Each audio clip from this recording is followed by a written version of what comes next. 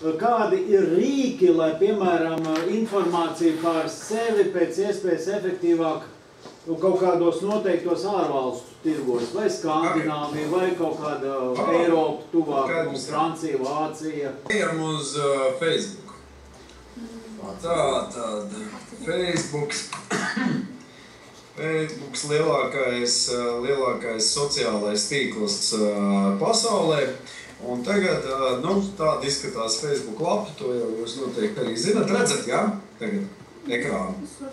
Facebook.com, jā? Redzat tagad man ekrānu Facebook? Jā, redzam, viss kārtībā. Redzam, ok. Tātad, kas te tagad ir? Tātad, Facebookā tas pamatprincips ir līdzīgs kā draugos. Pirmais, ar ko jūs sākat, ir jūsu profili. Un tātad savā profilā, kas jums ir svarīgi, pēc iespējas precīzāk atkal atzīmēt tos atslēgas vārdus un savu interešu tātad jomu. Ja? Tātad, piemēram, šajā gadījumā tas ir tas, ko es esmu te tagad atzīmējis, ja, par sevi, bet pat labi jūs varat papildināt sevi, savu profilu. Kur tas papildinās?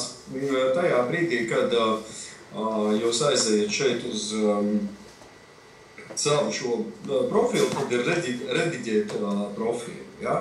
Redzat, šeit rediģēt profilu, šeit ir kreisajā pusē pirmais ir pamatinformācija, kur jūs atzīmējat pamatinformācijas dzimšanas gads, valodas, savs īsais apraksts. Tad ir otrā sadaļa ir profila bilde. Tas jau, ko mēs runājam, iespēju robežās izmantojot vienu un to pašu profila bildi. Tad ir īpašie cilvēki. Tātad, kas ir īpašie cilvēki? Jūs šeit varat atzīmēt savus ģimenes locekļus. Un tad, kad cilvēki aizies uz jūsu profilu, viņi redzēs jūsu ģimenes locekļus. Ja? Tas, piemēram, tāds variants. Ja?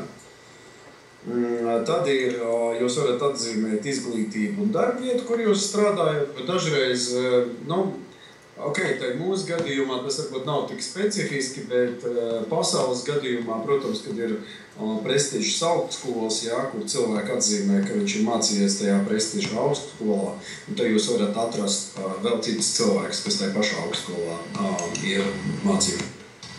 Tad ir dzīvesvieta, kur jūs varat atzīmēt arī vēl dažādas papildus lietas, māksla izklaide. Tad šeit parādās dažādas lapas, kurām jūs sekojat, un šeit jūs varat arī viņas izmainīt.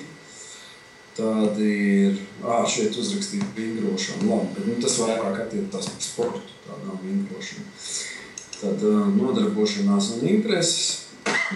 Tas jau, ko mēs runājām, ka šajā gadījumā, ja jūs definējat intereses, tad cilvēki arī meklē pēc vienotām interesēm cilvēkus.